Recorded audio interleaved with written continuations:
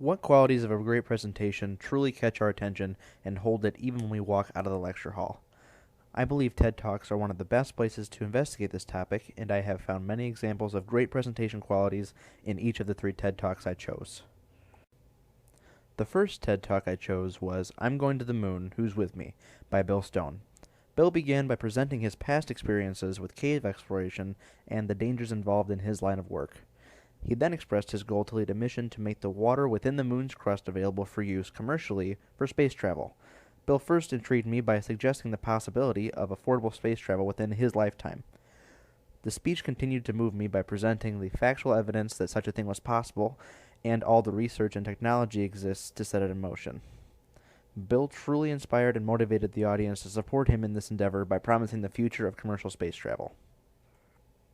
The second TED Talk is titled "Why We Laugh" by Sophie Scott.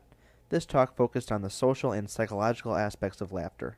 Sophie started with speaking about the differences between fake and natural laughter, as well as our ability to detect each one in social situations. She also told personal stories about herself and explained how people use laughter in stressful situations to lighten the mood between friends and to comfort our loved ones. This presentation resonated with me because I have always had a personal interest in laughter, and I enjoy making people laugh as well as laughing myself. She caught my attention by telling a humorous story about herself when she was a child, which I could relate to.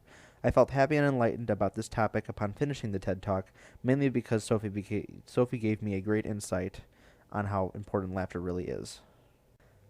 The final TED Talk I chose was "The Surprising Science of Happiness" by Dan Gilbert. Dan spoke about how people stress out and worry too much about the pursuit of happiness and proceeded to explain that happiness is more easily achieved than most of us believe. He then showed a study of how the brain artificially creates happiness subconsciously. He closed his speech with a message saying that if we try too hard in the search for happiness, we are in fact less likely to find it, while if we stop trying so much, we will find that it is all around us. This presentation caught my attention by showing the results of an interesting study done to show the brain's unconscious tendency to create happiness when given no alternate possibility. These 3 presentations have quite a few excellent qualities in common, including inspiration, ambition, humor, storytelling, cultivating healthy relationships, imagination, factual evidence, hope, visual aids, and problem solving. The quality of inspiration best applies to Bill Stone's speech on the commercialization of space travel. He truly inspired the audience to follow him when he spoke about the possibility of affordable space transport and provided the facts and research needed to confirm a realistic goal and timeline to complete it. This technique definitely agrees with the class readings, and some of the videos I have watched in the past could benefit from taking a more inspirational attitude. Ambition plays an important role in maintaining interest in your audience when presenting a business idea or venture. Once again, Bill Stone exemplifies this trait quite well in his goals to achieve affordable commercial space travel. He shares his excitement and ambition to help the industry move forward and to explore space as he's always wanted to. This ambition brings a certain spark to the presentation that captures the imagination of the audience. Sophie Scott shows that using humor can really impact the behavior of your audience. She used humor any chance she got during her speech, and it resonated with the crowd as they became more attentive and involved with the presentation. I have seen many speeches that had good points but fell flat in retaining attention. This issue can easily be fixed by using some humor. Storytelling is very important in portraying your message while simultaneously holding the attention of your audience. Sophie Scott does this very well by first stating proven fact and research results, and following with a personal story to tie the information to a memorable experience she had. Many of the speeches I have previously seen don't make use of this effective tool, and the audience loses interest and doesn't take anything memorable from the presentation as a result. When making a presentation, urging your audience to cultivate healthy relationships by doing what you are presenting strikes a very emotional chord. Sophie Scott also exemplifies this quality the best by telling her audience that laughter can strengthen relationships with loved ones by understanding why and in what manner a person is laughing. By mentioning this, Sophie pulls the audience's personal life into the presentation and makes comments that individuals can relate to events in their own lives.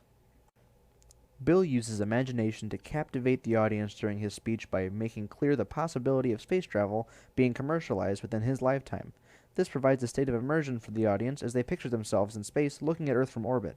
For many audience members, this exhilarates them and enforces the hold Bill has on their attention.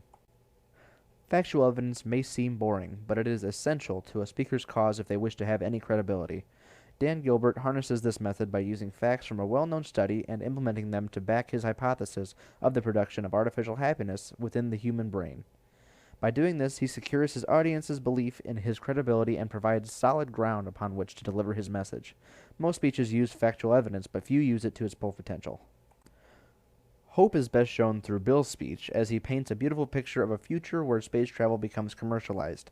He gave his audience a reason to hope by showing that his timeline to complete such a project is definitely achievable. This idea aligns itself with our readings, which point out time and time again that inspiring hope is key in making people want to act after leaving the auditorium. Dan used visual aids throughout his presentation to help drive his point home, and it definitely paid off. By using these aids, Dan more easily kept the attention of his audience and also better supported his facts. Dan used the visual aids not as a crutch, but as a tool to support his arguments.